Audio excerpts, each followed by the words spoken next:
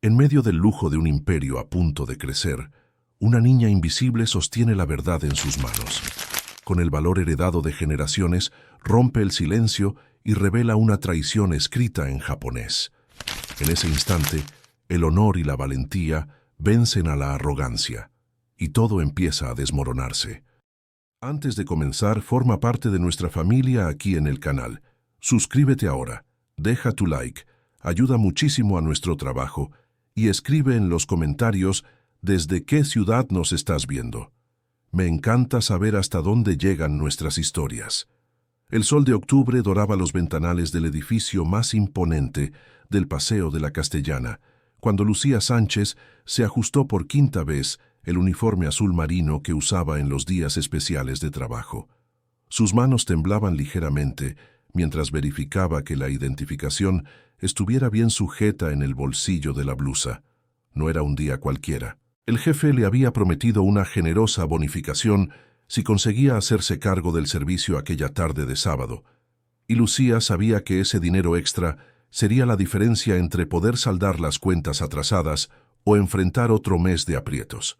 A su lado, sentada en el banco de cuero beige del vestíbulo de entrada, Akemi balanceaba sus cortas piernas que aún no alcanzaban el suelo. A sus 12 años, la niña llevaba en sus ojos almendrados la serenidad de quien aprendió temprano a observar el mundo en silencio.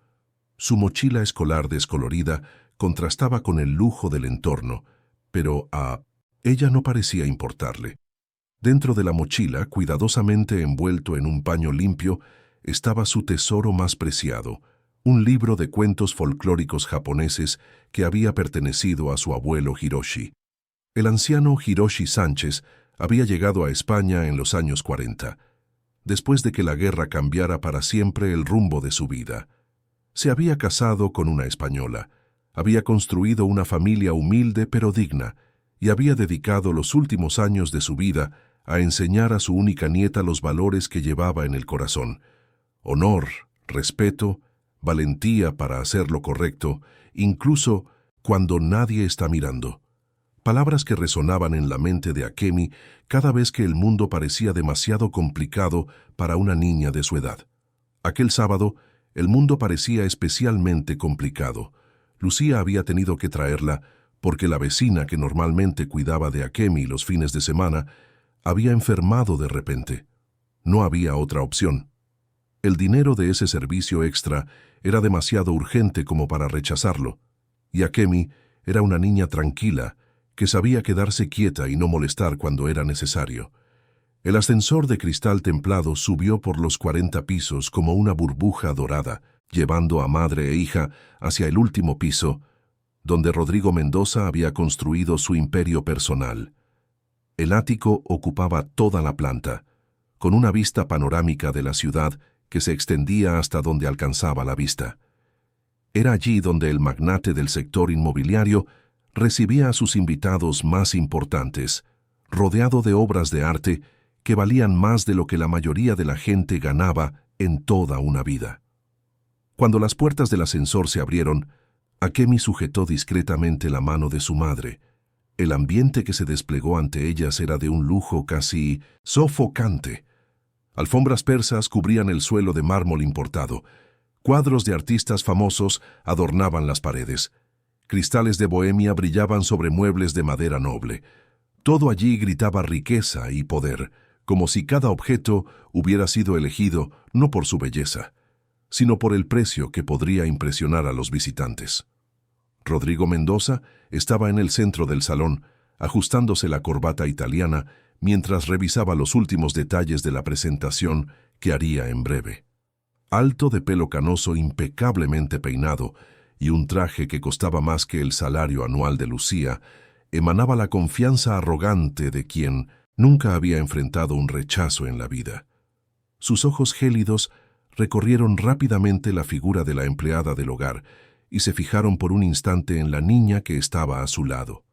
Su esposa, Valentina, emergió de la habitación como una aparición elegante y fría. Cada detalle de su apariencia había sido meticulosamente planeado: el vestido de diseñador, las joyas discretas pero carísimas, el perfume importado que dejaba un rastro en el aire. Valentina había aprendido hacía mucho tiempo que ser la esposa de un hombre poderoso significaba representar un papel, y ella desempeñaba ese papel con la precisión de una actriz veterana.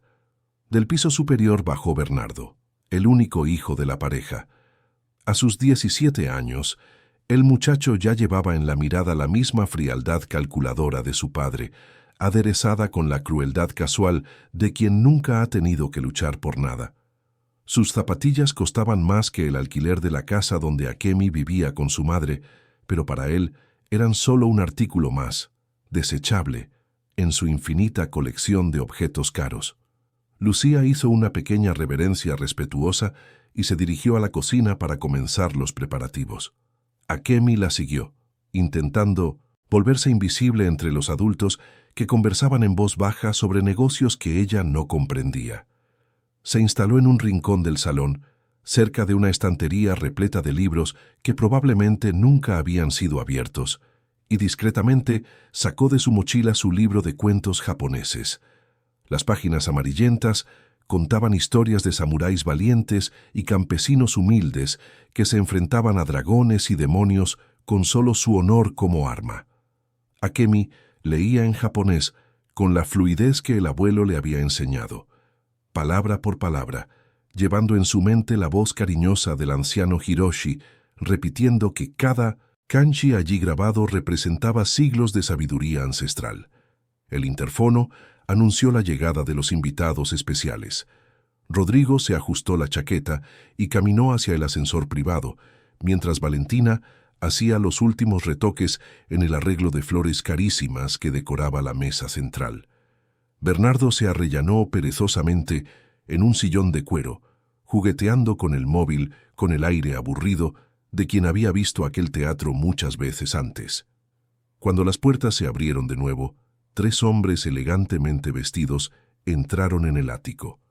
Al frente, un japonés de mediana edad, de pelo perfectamente cortado y postura impecable, que se presentó como el señor Tanaka. Sus acompañantes eran abogados y consultores financieros, todos con maletines de cuero que contenían documentos capaces de mover montañas de dinero con unas cuantas firmas bien puestas. Rodrigo recibió a los visitantes con la hospitalidad calculada de un depredador experimentado. Apretón de manos firme, sonrisas que no llegaban a los ojos, palabras cuidadosamente elegidas para transmitir confianza y solidez. Valentina desempeñó su papel de anfitriona perfecta, ofreciendo bebidas en copas de cristal que reflejaban la luz dorada del final de la tarde madrileña. La conversación inicial fluyó en inglés, salpicada de risas profesionales y comentarios sobre la espectacular vista de la ciudad. El señor Tanaka observaba todo con la atención silenciosa de quien había aprendido a leer a las personas a través de décadas de negociaciones internacionales. Sus ojos, discretos pero atentos, captaban cada detalle del ambiente y del comportamiento de sus anfitriones. Lucía circulaba por el salón con la eficiencia silenciosa de quien había perfeccionado el arte de servir sin ser notada. Ofrecía aperitivos, recogía vasos vacíos, mantenía todo impecable sin interrumpir jamás las conversaciones importantes. Akemi permanecía en su rincón, dividiendo su atención entre su libro y la discreta observación de aquel mundo extraño donde la gente hablaba de millones como si fueran calderilla. Fue cuando Lucía se acercó a la mesa donde estaban los documentos que ocurrió el primer incidente. Bernardo, aburrido de la formalidad de la reunión, decidió divertirse un poco. Con un movimiento aparentemente casual, estiró la pierna justo en el momento en que la mujer pasaba cargando una bandeja con copas de cristal llenas de vino tinto. El tropiezo fue inevitable. Lucía luchó por mantener el equilibrio, pero una de las copas se le escapó de las manos, derramando el contenido sobre la alfombra persa que valía más que su casa. El silencio que siguió fue pesado como el plomo. Todas las cabezas se volvieron hacia la escena, y Lucía sintió que el rostro le ardía de vergüenza mientras se arrodillaba rápidamente para intentar limpiar el estropicio. Rodrigo estalló en una furia contenida, sus palabras siseando entre los dientes apretados como veneno concentrado. Humilló a la mujer delante de los invitados, hablando de responsabilidad y competencia como si fuera una niña torpe. Bernardo observaba la escena con una sonrisa maliciosa, claramente satisfecho con el resultado de su cruel broma. Akemi sintió que algo hervía dentro de su pecho al ver a su madre siendo tratada de esa manera. Sus manos se cerraron en puños pequeños y decididos, y por un momento casi se levantó para defender a Lucía. Pero las palabras de su abuelo resonaron en su mente. La verdadera fuerza, Akemi, no está en reaccionar con ira, sino en elegir el momento adecuado para actuar con sabiduría. El señor Tanaka observó todo con creciente interés. La frialdad con la que los anfitriones trataron a la empleada, la crueldad casual del joven, la humillación pública de una mujer que claramente estaba haciendo todo lo posible por servir. Bien. Sus ojos se encontraron brevemente con los de Akemi y vio allí algo que lo intrigó. No sumisión ni miedo, sino una dignidad silenciosa que contrastaba dramáticamente con la arrogancia que dominaba el ambiente. Después de que Lucía limpiara la alfombra y se retirara a la cocina, visiblemente afectada, la reunión de negocios finalmente comenzó. Rodrigo abrió su presentación con diapositivas coloridas que mostraban proyectos faraónicos, cifras impresionantes y proyecciones de beneficios que harían salivar a cualquier inversor. Hablaba de su imperio inmobiliario como un general describiendo conquistas militares, cada proyecto una victoria personal sobre la competencia. Los documentos fueron dispuestos sobre la mesa de centro como las cartas de una baraja preciosa. Contratos de múltiples páginas, todos cuidadosamente preparados en dos versiones, inglés y japonés, conforme a lo solicitado por el inversor. Rodrigo explicó que había contratado a los mejores traductores para garantizar que no hubiera malentendidos entre las partes. El señor Tanaka hojeó los documentos con la paciencia meticulosa de quien había aprendido que los detalles eran donde se escondían los demonios. Sus abogados le susurraban comentarios técnicos al oído, señalando cláusulas específicas y haciendo anotaciones discretas en los márgenes. Akemi, todavía en su rincón, observaba todo, con creciente fascinación. No era solo curiosidad infantil, había algo en aquella reunión que despertaba en ella un sentimiento indefinible, como si estuviera presenciando un momento importante de la historia. Cuando Rodrigo mencionó que los contratos estaban en los dos idiomas para facilitar la comprensión, sintió una punzada de interés. El japonés que el abuelo le había enseñado rara vez tenía aplicación práctica en su vida cotidiana, pero allí se estaba utilizando en negocios de millones de dólares. La tarde avanzaba y la tensión en la sala crecía proporcionalmente a las cifras que se discutían. 500 millones de dólares no era solo dinero. Era poder suficiente para cambiar destinos, construir ciudades, influir en gobiernos. Rodrigo lo sabía, y la expectativa del cierre del negocio lo ponía visiblemente agitado, a pesar de sus esfuerzos por mantener la compostura. Valentina servía más bebidas, siempre con la sonrisa ensayada de quien había transformado la cordialidad en una profesión. Bernardo seguía aburrido, pero ahora prestaba más atención a las conversaciones, quizás comenzando a comprender que su futuro de privilegios dependía del éxito de aquellas negociaciones. Fue cuando el señor Tanaka solicitó unos minutos para un análisis final de los documentos que Akemi se acercó a la mesa para recoger algunos vasos vacíos, según las instrucciones susurradas que su madre le había dado. Era un movimiento rutinario, casi mecánico, pero que cambiaría el curso de todo lo que sucedería a continuación. Sus ojos se posaron casualmente sobre la última página del contrato, donde unas líneas en japonés esperaban la firma final. Y fue en ese instante, leyendo con la fluidez que su abuelo le había dado como regalo, que Akemi descubrió que no todo en aquel mundo dorado era lo que parecía. El corazón de Akemi se aceleró cuando sus ojos recorrieron por segunda vez las líneas en japonés de la última página del contrato. No podía ser verdad. Debía de estar equivocada. Tal vez su comprensión del idioma no era tan buena como imaginaba. Pero no. Las palabras eran demasiado claras, demasiado precisas para ser malinterpretadas. Lo que estaba escrito en japonés era completamente diferente de lo que constaba en la versión en inglés.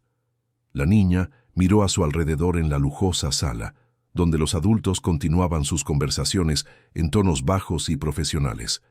El señor Tanaka analizaba cuidadosamente unos gráficos que Rodrigo había preparado, sus dedos tamborileando suavemente sobre la mesa mientras hacía cálculos mentales. Los abogados susurraban entre sí, señalando cláusulas específicas y tomando notas en sus agendas de cuero. Nadie prestaba atención a la niña de 12 años que sostenía un vaso vacío con manos temblorosas. Para ellos, ella era solo una extensión invisible de la empleada del hogar, alguien que debía permanecer callada y discreta hasta que fuera hora de irse. Pero Akemi llevaba dentro de sí algo que ellos no podían ver, la voz de su abuelo Hiroshi, susurrando en su mente las palabras que él repetía siempre que la vida presentaba elecciones difíciles. Akemi-chan, decía el anciano, en japonés, con la paciencia infinita de quien había aprendido que la verdadera educación no proviene de los libros, sino del ejemplo diario. Cuando sepas que algo malo está sucediendo, solo tendrás dos opciones: ser cómplice con tu silencio o tener el valor de hacer lo correcto. La primera opción es más fácil, pero la segunda es la que define quién eres realmente. La niña respiró hondo, sintiendo el peso de aquellas palabras como si su propio abuelo estuviera allí a su lado. Sabía que lo que estaba a punto de hacer lo cambiaría todo, no solo para ella y su madre, sino para todas las personas en esa sala. Una parte de su mente infantil le gritaba que se quedara quieta, que dejara que los adultos resolvieran sus asuntos complicados. Pero una parte más profunda, alimentada por las enseñanzas de generaciones, sabía que el silencio ahora sería una traición a todo lo que había aprendido sobre el honor y la justicia. Lucía salió de la cocina llevando una nueva bandeja de aperitivos, con cuidado de no repetir el incidente anterior. Sus ojos aún mostraban los vestigios de la humillación sufrida, pero mantenía la dignidad que ninguna ofensa podía arrebatarle. Cuando pasó cerca de su hija, Akemi le tocó suavemente el brazo, haciendo que se inclinara para escuchar un susurro casi inaudible. «Mamá», dijo Akemi en español, su voz firme a pesar de su edad. «Necesito hablar con estas personas. Es muy importante». Lucía miró a su hija con sorpresa y preocupación. «Akemi, cariño, sabes que no podemos molestar. Están en una reunión muy importante y...»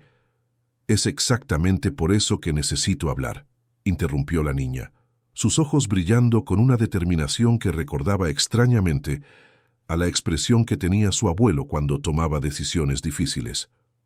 «Confía en mí, mamá. El abuelo Hiroshi me enseñó que a veces necesitamos tener valor, incluso cuando tenemos miedo».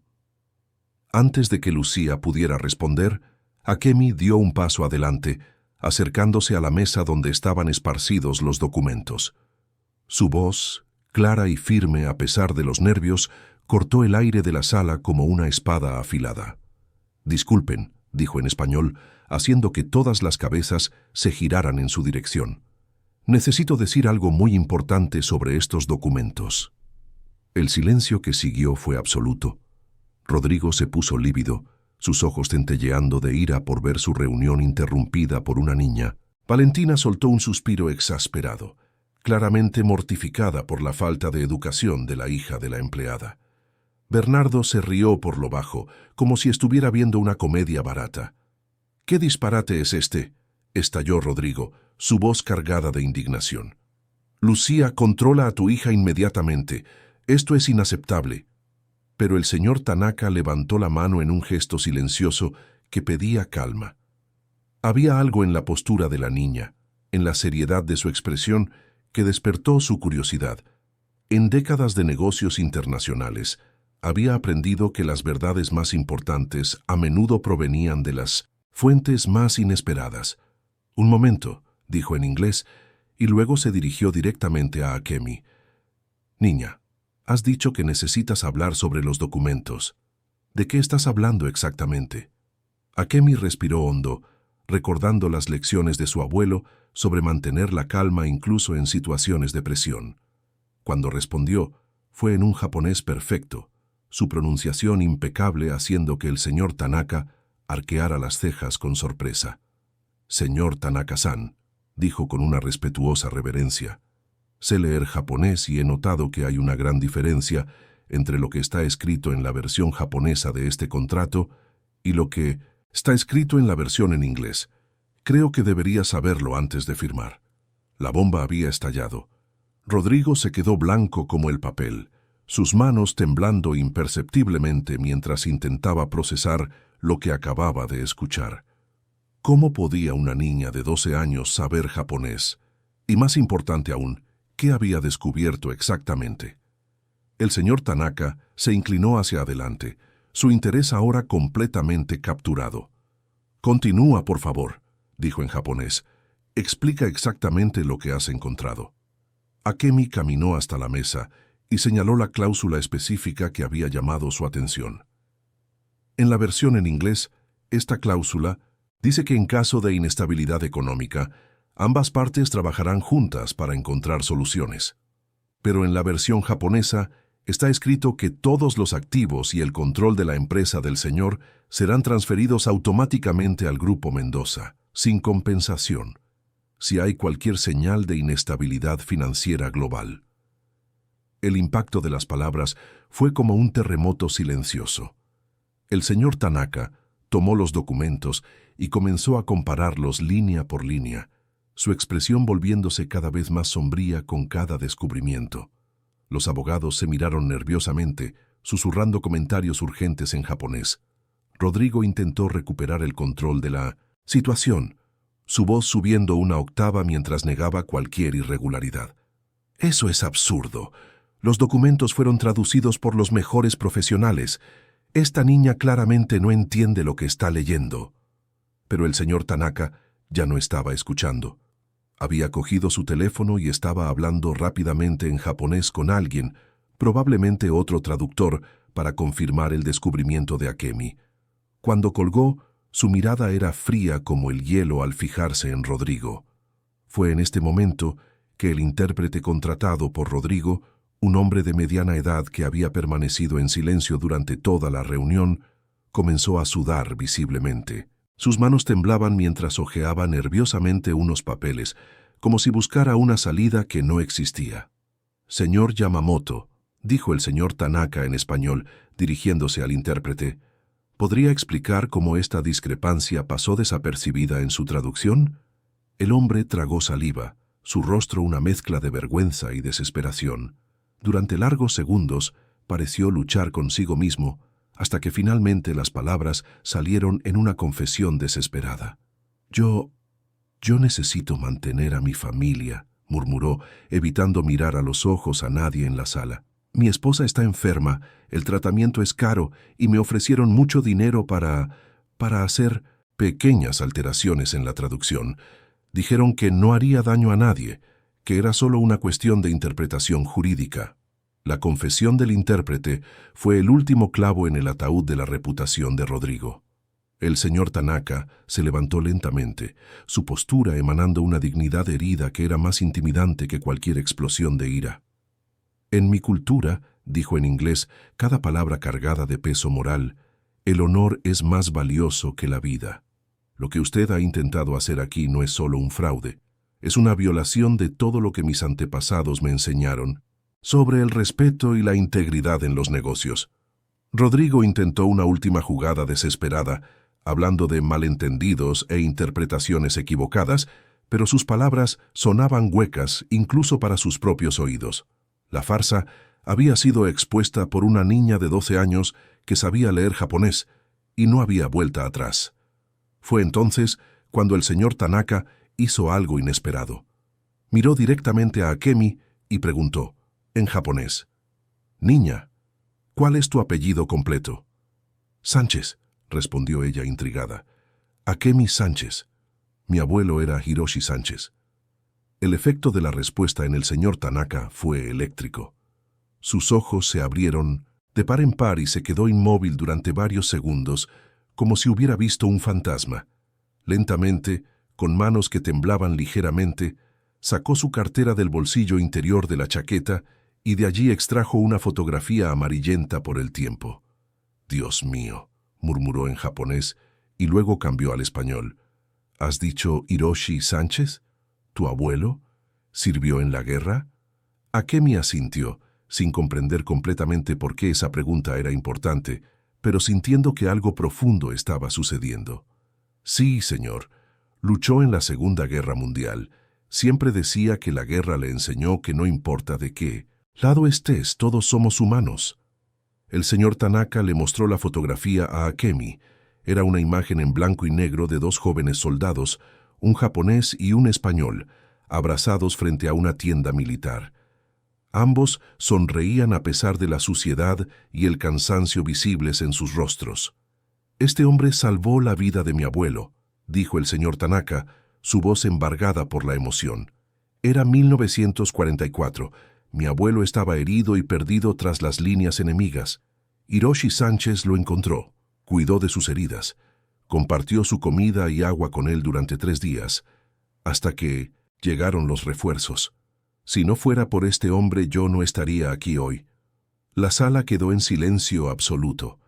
Incluso Bernardo había dejado de juguetear con el móvil, captando que algo extraordinario estaba sucediendo. Lucía se cubrió la boca con las manos, las lágrimas brotando en sus ojos al comprender la magnitud del momento. «Mi abuelo me contó esta historia 1000 veces», continuó el señor Tanaka, tocando la fotografía con reverencia. «Dijo que Hiroshi hablaba de una nieta que estaba esperando, una niña que sería criada para ser fuerte y justa. Estaba orgulloso del futuro de esa niña incluso antes de que naciera». Akemi sintió un escalofrío recorrer su espalda. Era como si su abuelo estuviera allí, conectando pasado y presente a través de una corriente invisible de honor y gratitud. Todo tenía sentido ahora. Las enseñanzas constantes sobre hacer lo correcto, la insistencia en aprender japonés, las historias sobre la guerra y la compasión. «Señor Tanaka», dijo ella, su voz pequeña pero firme, «mi abuelo siempre decía que la bondad que hacemos en el mundo vuelve a nosotros de formas inesperadas. Creo que hoy he entendido lo que quería decir». El momento fue interrumpido por la voz estridente de Rodrigo, que todavía intentaba salvar su desesperada situación. Pero sus palabras fueron cortadas por un gesto seco del señor Tanaka, que guardó la fotografía con cuidado y se giró para encarar al hombre que había intentado engañarlo. «Señor Mendoza», dijo, su voz cortante como una cuchilla, «usted intentó robarme usando documentos falsificados. Intentó usar mi confianza en mi contra. Pero el universo tiene un sentido de la justicia que usted claramente no comprende». Rodrigo intentó protestar, pero el señor Tanaka levantó la mano silenciándolo definitivamente. «No solo cancelaré este acuerdo», continuó el inversor, «sino que me aseguraré de que toda la comunidad financiera internacional sepa exactamente qué clase de hombre es usted. Su reputación, señor Mendoza, acaba de ser destruida por la honestidad de una niña de 12 años». El imperio que Rodrigo había tardado décadas en construir comenzó a desmoronarse en ese preciso instante. Cada palabra del señor Tanaka era como un martillazo en la estructura de poder e influencia que él creía inquebrantable. Valentina palideció al comprender las implicaciones financieras y sociales del escándalo que estaba a punto de estallar. Bernardo, por primera vez en su vida, vio miedo genuino en los ojos de su padre. El señor Tanaka se acercó a Akemi y se inclinó en una respetuosa reverencia, como si ella fuera una persona de gran importancia. «Niña, acabas de darme el regalo más precioso que alguien puede recibir, la oportunidad de honrar la memoria de un héroe. Permíteme corresponder a esa bondad». Los siguientes momentos en el ático de Rodrigo Mendoza fueron como ver un castillo de naipes derrumbarse a cámara lenta. El señor Tanaka no perdió tiempo en hacer sus llamadas, y en pocos minutos el teléfono del magnate comenzó a sonar incesantemente. Eran socios de negocios, inversores, bancos, todos queriendo aclaraciones sobre los rumores que ya comenzaban a circular en el mercado financiero. Rodrigo intentaba desesperadamente controlar los daños, su voz volviéndose cada vez más aguda con cada explicación que daba. Pero el mundo de los grandes negocios era pequeño, y la noticia de que había intentado dar un golpe a uno de los inversores más respetados del mercado asiático se extendía como la pólvora. Valentina permanecía sentada en un sillón de cuero, su rostro una máscara de conmoción e incredulidad. En cuestión de minutos, había visto cómo su mundo de privilegios y estatus social comenzaba a derrumbarse. Las amigas del club, los eventos benéficos, la reputación cuidadosamente cultivada a lo largo de décadas, todo amenazado por la honestidad de una niña a la que ni siquiera había notado hasta hacía media hora. Bernardo, por primera vez en su vida, tuvo un atisbo de cómo sería vivir sin la protección infinita del dinero de su padre. Sus ojos se movían nerviosamente entre los adultos, como si intentara encontrar a alguien que pudiera garantizar que su vida de lujos continuaría intacta. Pero la realidad era implacable. No había forma de deshacer lo que acababa de ser revelado. El señor Tanaka terminó sus llamadas y se dirigió a Akemi y Lucía con una seriedad que contrastaba con la amabilidad en sus ojos. «Señoras», dijo en un español cuidadoso, «me gustaría mucho conversar con ustedes en privado. ¿Sería posible que nos encontráramos en un lugar más apropiado?» Lucía miró a su alrededor en la sala, todavía intentando procesar todo lo que había sucedido. En cuestión de media hora, su hija se había convertido en el centro de una crisis financiera internacional. Una parte de ella quería coger a Akemi de la mano y salir corriendo de aquel lugar, volver a la seguridad de su vida, simple y predecible. Pero otra parte, la misma que se había casado con un hombre que soñaba con ser escritor y que había criado a una hija para ser valiente, sabía que este era un momento que cambiaría sus vidas para siempre. «Por supuesto, señor Tanaka», respondió ella, su voz más firme de lo que se sentía. «Estaremos a su disposición». Mientras tanto, Rodrigo intentaba una última jugada desesperada. Se acercó al señor Tanaka con una sonrisa forzada y habló de malentendidos que podrían resolverse, de interpretaciones jurídicas que siempre generaban confusiones. Pero sus palabras sonaban patéticas incluso para sus propios oídos. «Señor Mendoza», dijo el señor Tanaka, interrumpiéndolo con firmeza, «en mi cultura intentamos resolver los conflictos con honor y dignidad, pero lo que usted ha hecho hoy aquí sobrepasa cualquier posibilidad de reconciliación. Intentó robarme usando la confianza como arma. Eso es imperdonable». El inversor se giró hacia sus abogados y habló rápidamente en japonés. A continuación, se dirigió de nuevo a Rodrigo. «Mis asesores jurídicos ya están preparando una denuncia formal que será presentada ante las autoridades españolas e internacionales. Además, se enviará un informe detallado sobre su conducta a todas las principales instituciones financieras con las que trabajamos». Rodrigo sintió que el mundo giraba a su alrededor. Décadas de trabajo, una reputación construida ladrillo a ladrillo, conexiones políticas y sociales que había tardado toda una vida en cultivar, todo siendo destruido en cuestión de minutos. Intentó apelar a la comprensión, habló de familias y responsabilidades, pero el señor Tanaka permaneció implacable. «Si hubiera pensado en su familia antes de intentar engañarme», dijo el inversor, «quizás no estarían enfrentando esta situación ahora». Fue entonces cuando Valentina explotó. Toda la presión acumulada, toda la conmoción y la humillación se transformaron en una furia dirigida no a los responsables, directos del plan, sino a la niña que se había atrevido a revelar la verdad. «Mocosa impertinente», gritó, señalando con un dedo acusador a Akemi. «Has destruido a nuestra familia. ¿Quién te crees que eres para meterte en asuntos que no comprendes?» La reacción de Lucía fue instantánea y feroz.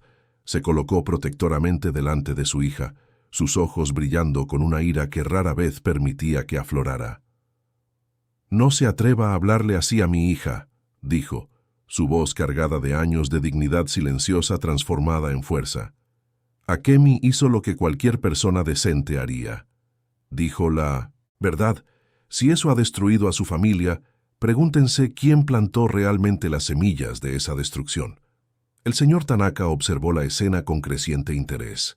Veía en Lucía la misma dignidad que había reconocido en su hija, una nobleza de carácter que no dependía del dinero ni de la posición social. Eran mujeres que llevaban algo que toda la riqueza de los Mendoza no había podido comprar: integridad genuina.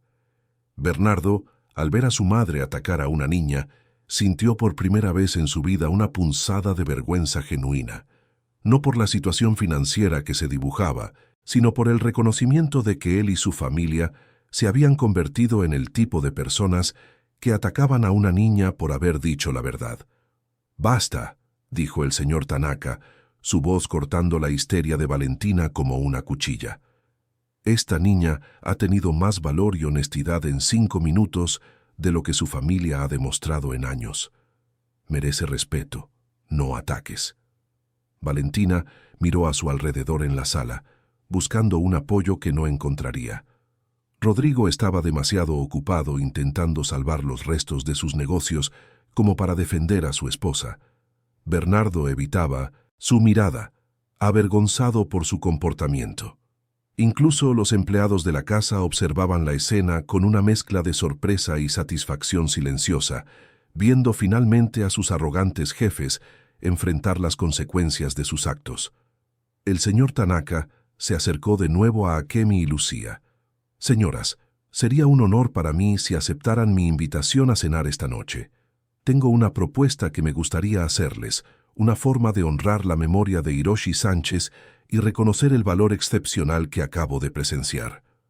Lucía dudó por un momento, todavía procesando la surrealista rapidez con la que su vida había cambiado de rumbo. Hacía unas horas, era una empleada del hogar preocupada por ganar un dinero extra para pagar las cuentas. Ahora estaba siendo invitada a cenar por uno de los hombres más poderosos que había conocido. «Sería un honor, señor Tanaka», respondió finalmente, su educación natural superando cualquier inseguridad que pudiera sentir. Mientras se preparaban para salir, Rodrigo hizo un último intento desesperado por remediar la situación. Ofreció dinero, prometió compensaciones, habló de olvido mutuo y beneficios para todos los implicados, pero sus palabras caían en el vacío. La confianza, una vez rota de la forma en que él la había roto, no podía ser restaurada con sobornos o promesas vacías. El ascensor dorado que había subido llevando a una empleada del hogar y su hija, descendió ahora, transportando a 2 mujeres que se habían convertido en catalizadoras de la justicia. Akemi sujetaba con fuerza la mano de su madre, todavía procesando la magnitud de lo que había sucedido. Sentía el peso de la responsabilidad, pero también una extraña sensación de paz. Había hecho algo de lo que su abuelo se habría sentido orgulloso. En el coche del señor Tanaka, un Mercedes silencioso que se deslizaba por las calles de Madrid como un susurro caro, la conversación fluyó en tonos bajos y respetuosos. El inversor contó más detalles sobre la amistad entre sus abuelos, sobre cómo la historia de la bondad de Hiroshi se había convertido en una leyenda en su familia. «Mi abuelo solía decir», relató el señor Tanaka mientras observaba la ciudad por la ventana, que Hiroshi Sánchez era la prueba de que la humanidad podía florecer incluso en los momentos más oscuros de la historia. No solo salvó una vida, sino todo un linaje de descendientes que llevan esa deuda de gratitud. Lucía sentía las lágrimas presionando detrás de sus ojos. Su padre había muerto cuando ella aún era joven, y durante años se había preguntado si había logrado transmitir a Akemi los valores que él consideraba tan importantes. La respuesta había llegado de forma espectacular aquella tarde. «Señor Tanaka», dijo Akemi, su voz pequeña pero clara en el lujoso silencio del coche, «mi abuelo siempre decía que las buenas acciones crean olas invisibles que se extienden por el mundo. Creo que hoy he visto esas olas llegar hasta nosotros». El restaurante japonés que el señor Tanaka eligió era un refugio de elegancia discreta en 1900, el corazón de la ciudad.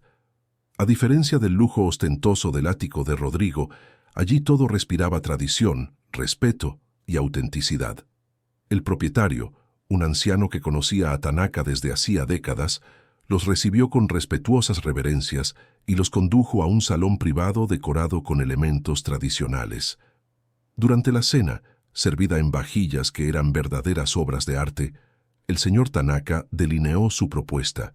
Habló sobre la fundación educativa de su familia, sobre programas de becas que identificaban a jóvenes excepcionales en todo el mundo.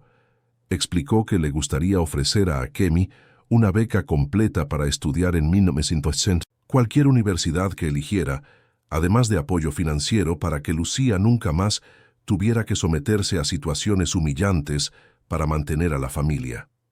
Esto no es caridad, enfatizó, observando atentamente las expresiones de madre e hija. Es el pago de una deuda de honor que nuestra familia lleva desde hace 80 años. Hiroshi Sánchez salvó a mi abuelo, y hoy su nieta me ha salvado de un golpe que podría haber destruido años de trabajo. Lucía intentó protestar diciendo que no merecían tal generosidad, pero el señor Tanaka levantó la mano en un gesto amable pero firme.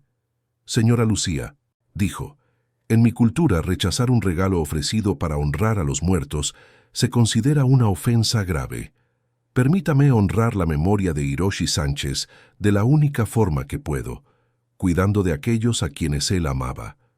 Mientras tanto, al otro lado de la ciudad, el mundo de Rodrigo Mendoza continuaba desmoronándose en tiempo real. Las noticias sobre el intento de fraude comenzaron a filtrarse en la prensa financiera, y los teléfonos de la empresa no paraban de sonar. Clientes cancelaban contratos, inversores exigían explicaciones, los bancos comenzaban a revisar las líneas de crédito. Valentina permanecía encerrada en su habitación, alternando entre ataques de furia y crisis de llanto. La realidad de que perdería no solo el dinero, sino también su posición en la sociedad madrileña, era más devastadora que cualquier pérdida financiera. Tendría que enfrentar la mirada juzgadora de sus amigas, la exclusión silenciosa de los eventos sociales, el fin de la vida de apariencias que había cultivado con tanto esmero. Bernardo, solo en su habitación repleta de objetos caros que pronto podrían ser embargados, reflexionaba por primera vez sobre el tipo de persona en la que se había convertido. La crueldad casual con la que había tratado a Lucía más temprano, la indiferencia con la que siempre había visto a los empleados de la casa, la arrogancia que consideraba un derecho de nacimiento. Todo parecía patético y vacío ahora. A la mañana siguiente, los periódicos publicaron la historia en sus páginas económicas. Magnate del sector inmobiliario acusado de fraude internacional, decía el titular principal. Niña de 12 años destapa trama millonaria. Complementaba un artículo secundario que se volvería viral en las redes sociales. La narrativa que surgió en los medios fue aún más devastadora para Rodrigo de lo que había imaginado. No se trataba solo de un fraude empresarial, sino de arrogancia, desprecio por los menos favorecidos y de cómo una niña humilde había mostrado más carácter en un momento que toda una familia en décadas. El señor Tanaka, fiel a su palabra, se aseguró de que la historia llegara a oídos de todas las personas importantes en el mundo financiero internacional. En cuestión de días, Rodrigo se vio completamente aislado. Se cancelaron contratos, se deshicieron alianzas, se suspendieron créditos. El imperio que había tardado 30 años en construir desapareció en una semana. Para Akemi y Lucía, sin embargo, un mundo completamente nuevo se abría. La modesta casa en las afueras fue cambiada por un cómodo apartamento en un barrio mejor.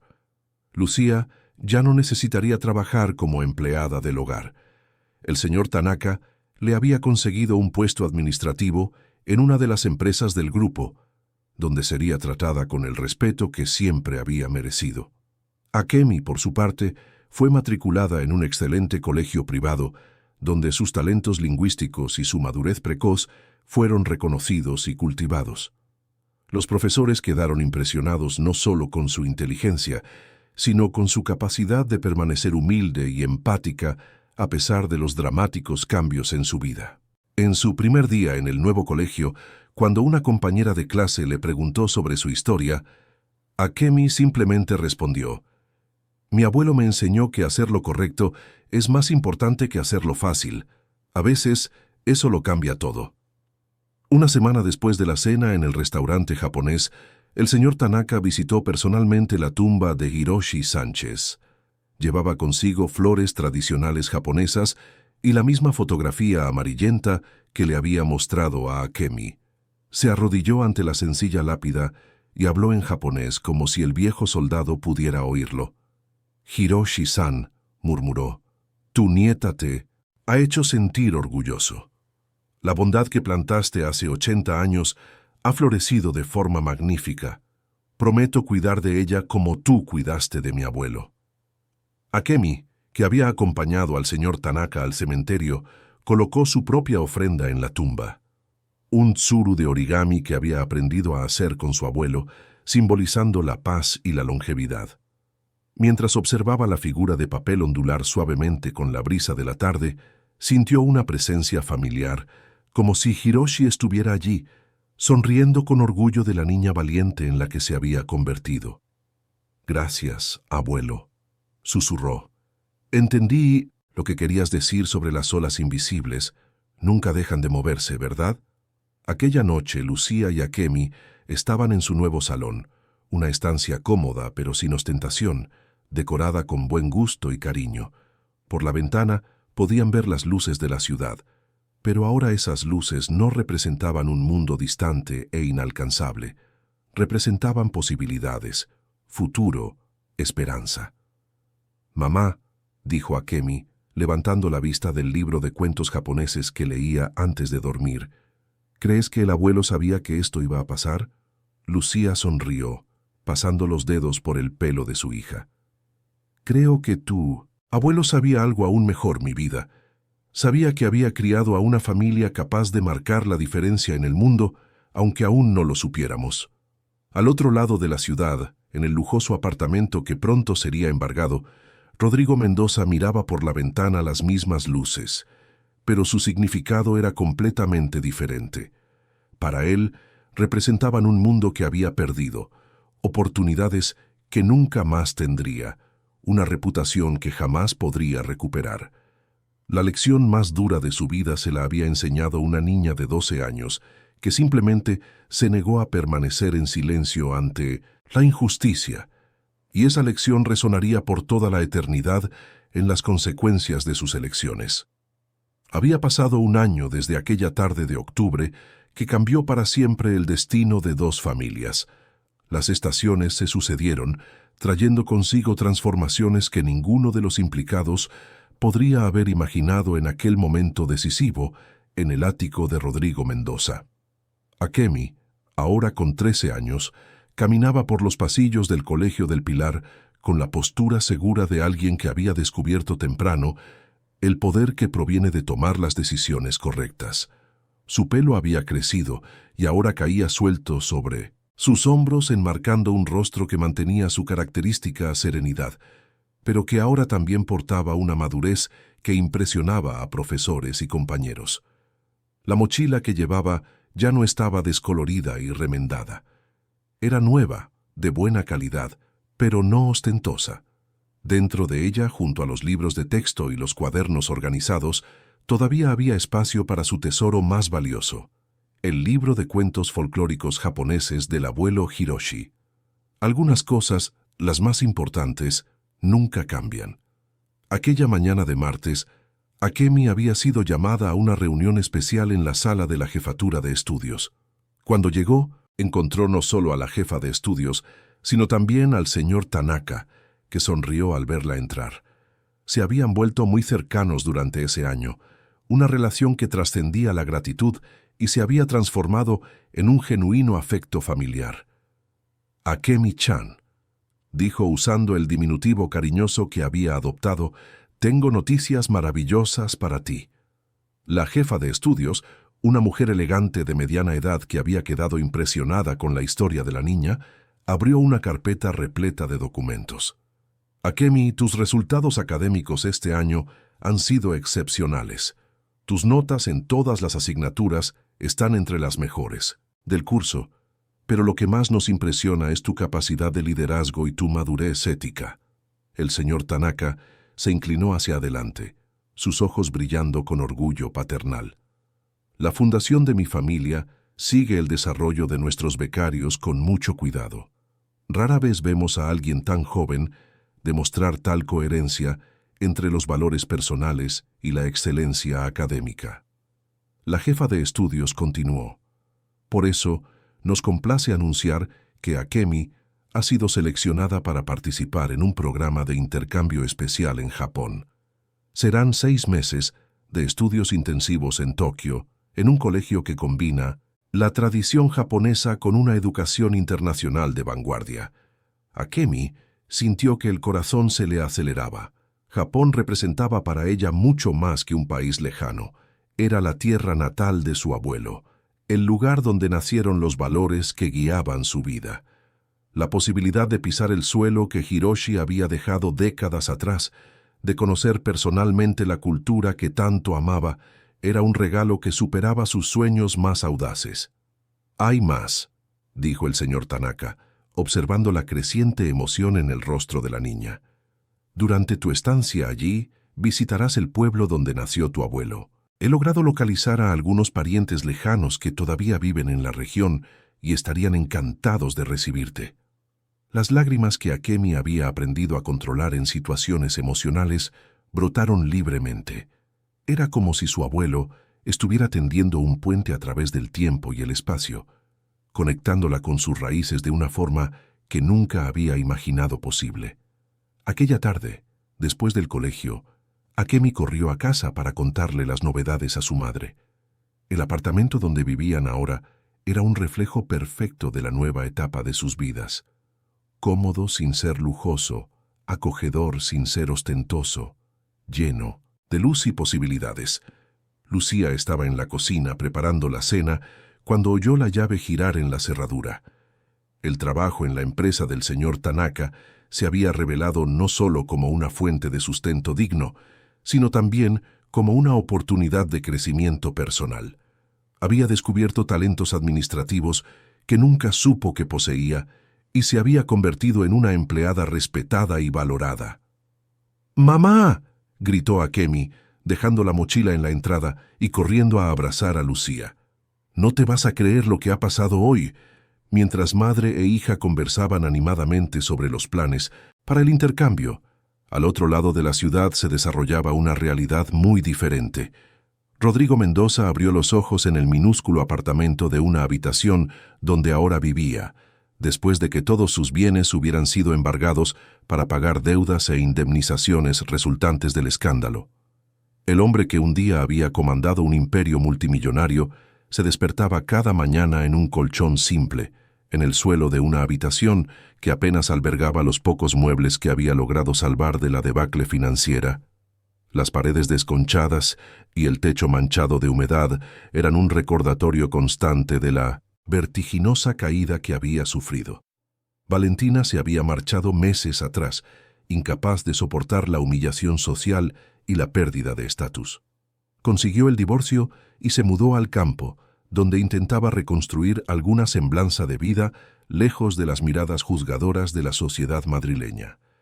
Había dejado atrás no solo a su marido arruinado, sino también al hijo que tanto había mimado. Bernardo, ahora con 18 años, se enfrentaba a una realidad para la que nunca había sido preparado. Sin el dinero de su padre para comprar su entrada en una universidad privada, tuvo que estudiar para la selectividad de verdad, compitiendo en igualdad de condiciones con jóvenes que siempre habían dependido únicamente de su propio mérito. La experiencia estaba siendo transformadora, pero no de la forma que él esperaba. Por primera vez en su vida, necesitaba esforzarse genuinamente para conseguir algo. Descubrió que era menos inteligente de lo que siempre había creído, pero también que poseía una capacidad de trabajo duro que nunca había sido puesta a prueba. Aquel mismo día en que Akemi recibió la noticia sobre el intercambio, Bernardo estaba sentado en una biblioteca pública, rodeado de libros de preparación para la selectividad. Era un ambiente que un año atrás jamás habría imaginado frecuentar, pero que ahora se había convertido en su refugio diario. Una chica de su edad, visiblemente de familia humilde, Estaba en la mesa de al lado, estudiando con una concentración impresionante. Cuando a ella se le cayó accidentalmente un bolígrafo, Bernardo se inclinó para recogerlo. Sus miradas se cruzaron por un momento, y ella murmuró un tímido «gracias», antes de volver a sus estudios. Por primera vez en su vida, Bernardo sintió algo que nunca había experimentado: admiración genuina por alguien que no poseía nada más que determinación y dignidad. Era un sentimiento desconcertante para quien había sido criado creyendo que solo la riqueza y el estatus importaban. Mientras tanto, Rodrigo pasaba los días trabajando como vendedor en una pequeña inmobiliaria, ganando comisiones mínimas que apenas pagaban el alquiler del humilde apartamento.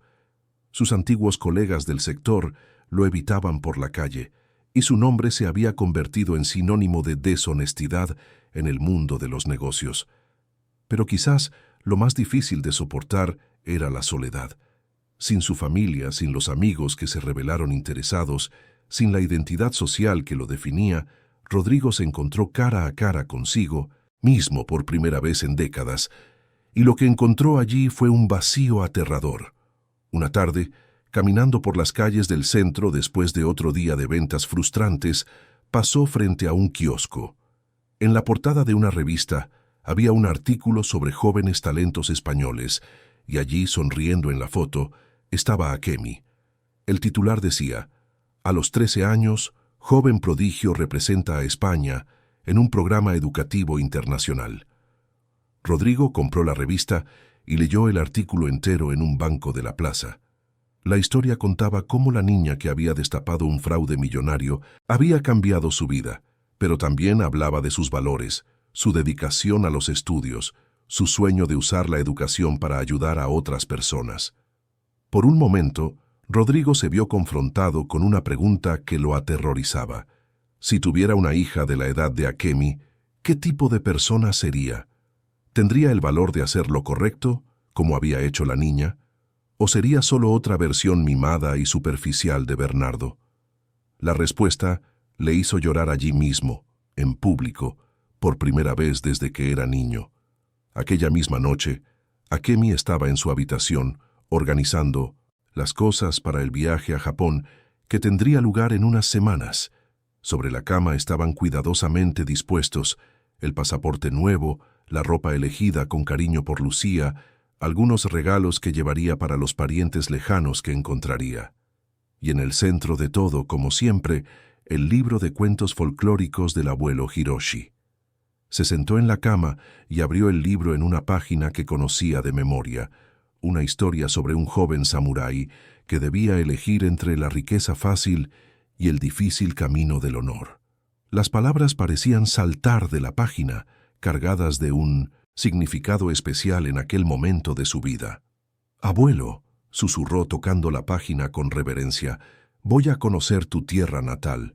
Les contaré sobre el hombre valiente que fuiste, sobre los valores que me enseñaste.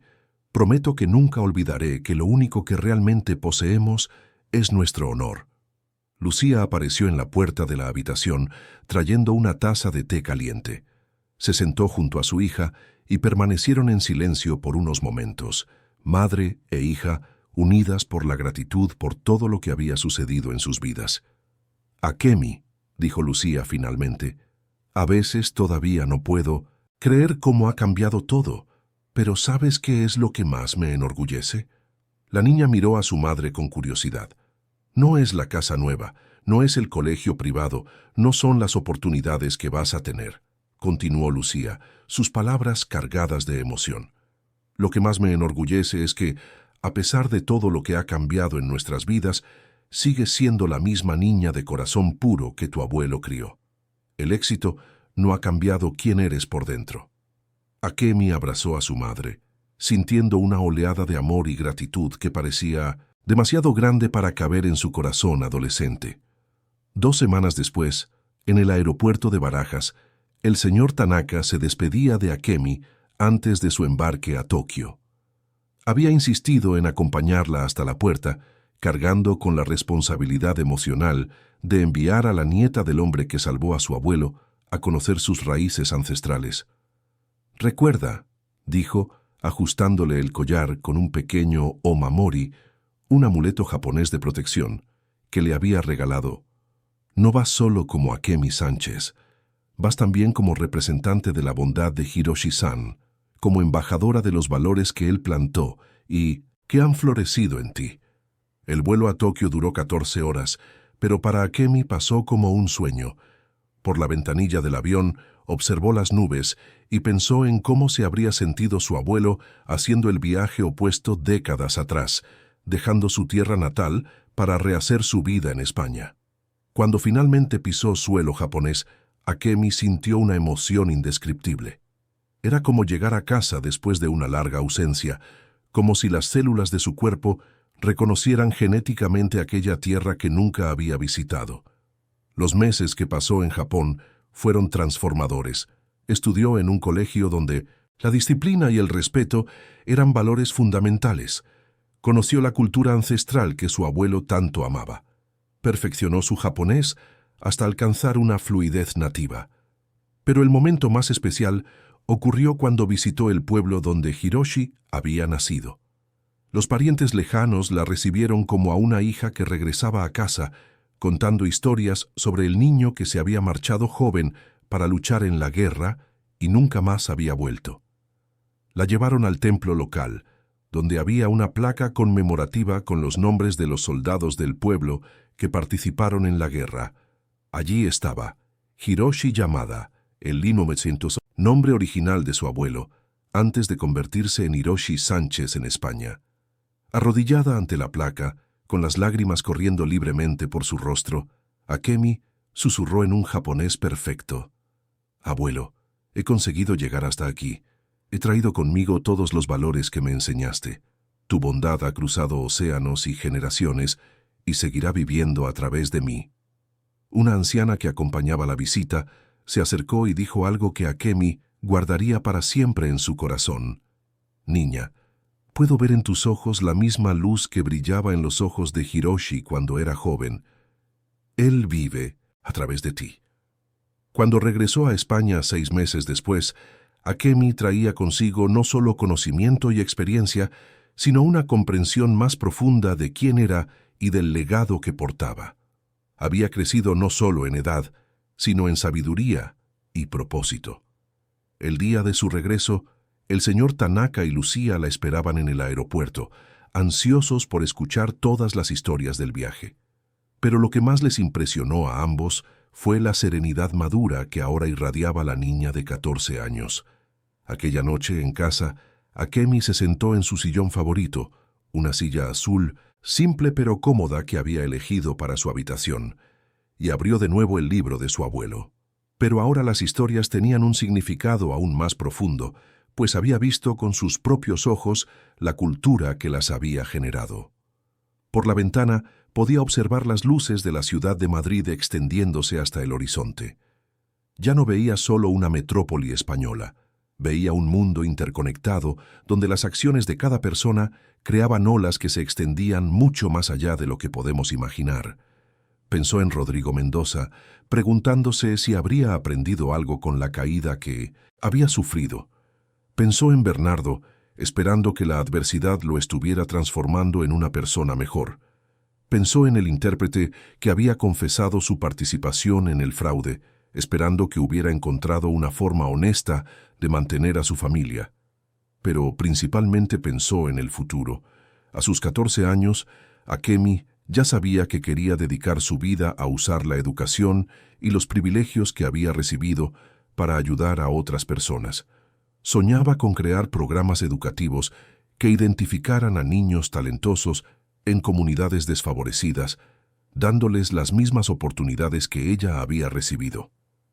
«Las olas siguen extendiéndose, abuelo», murmuró cerrando el libro y abrazándolo contra su pecho, «y me aseguraré de que lleguen al mayor número posible de personas». Lucía apareció en la puerta de la habitación para dar las buenas noches a su hija. Viendo a Akemi sentada allí, con el libro de su abuelo en los brazos y esa mirada serena fija en la ciudad, sintió una profunda emoción apoderarse de su corazón. Su niña se había convertido en una joven extraordinaria, alguien que llevaba dentro de sí la capacidad de marcar realmente la diferencia en el mundo. «Buenas noches, mi amor», dijo suavemente. «Buenas noches, mamá», respondió Akemi sonriendo, «y gracias por todo». Cuando se quedó sola, Akemi miró una vez más por la ventana, observando la ciudad que se extendía infinitamente ante ella. Pensó en todos los niños que en ese momento estaban enfrentando dificultades, luchando contra la pobreza, la injusticia, la falta de oportunidades. «Un día», prometió en silencio, «encontraré una forma de ayudarlos, como el señor Tanaka me ayudó, como el abuelo enseñó que debemos hacer. Las olas nunca dejan de moverse». Y allí en aquel sillón azul, rodeada de libros sobre samuráis y valores ancestrales, una niña que un día había tenido el valor de decir la verdad, planeaba silenciosamente cómo usaría su vida para seguir extendiendo olas de bondad por el mundo. La historia de Akemi Sánchez apenas estaba comenzando, no por la riqueza que ahora poseía, no por las oportunidades que había recibido, sino por los sólidos valores que llevaba en el corazón y la determinación inquebrantable de marcar la diferencia en la vida de otras personas. Hiroshi Sánchez podía descansar en paz. Su nieta había comprendido la lección más importante de todas, que la verdadera riqueza no se mide en dinero, sino en la capacidad de mantener el honor intacto y usar nuestra fuerza para proteger a aquellos que necesitan protección. Y así, bajo las estrellas que brillaban sobre Madrid, una nueva generación se preparaba para continuar una tradición de bondad que había comenzado hacía décadas en lejanos campos de batalla, con un soldado que eligió salvar una vida en lugar de quitarla. Queridos oyentes, esperamos que el viaje de Akemi y su familia haya tocado profundamente sus corazones, así como tocó el nuestro al narrarlo. Esta historia nos recuerda que cada uno de nosotros posee el poder de cambiar destinos a través de nuestras elecciones diarias, por pequeñas que puedan parecer. El valor de una niña de 12 años nos enseñó que la verdadera fuerza no proviene de la riqueza o el poder, sino de la integridad y la determinación de hacer lo correcto. Si esta narrativa ha despertado emociones en ustedes, si se han reconocido en Akemi la importancia de mantener los valores que realmente importan, dejen su like aquí abajo y suscríbanse a nuestro canal. En los comentarios, nos encantaría saber qué momento de la historia los marcó más. ¿Fue el valor de Akemi al revelar el fraude? ¿El reencuentro emocional entre generaciones? ¿O tal vez la transformación que vimos en todos los personajes? Todos los días les traemos historias como esta, narrativas que exploran la profundidad del alma humana, los dilemas que enfrentamos y las elecciones que nos definen. Son relatos que nos hacen reflexionar sobre quiénes somos y quiénes queremos llegar a ser. Historias que nos recuerdan que incluso en los momentos más difíciles siempre hay espacio para la redención, el crecimiento y la esperanza. Únanse a nuestra comunidad de oyentes que cree en el poder transformador de las buenas historias. Activen la campanita de notificaciones para no perderse ningún episodio y compartan con nosotros sus propias reflexiones sobre cómo las olas invisibles de la bondad se manifiestan en sus vidas. Hasta nuestro próximo encuentro, recuerden siempre, ustedes también pueden ser la voz de la verdad en sus propias historias.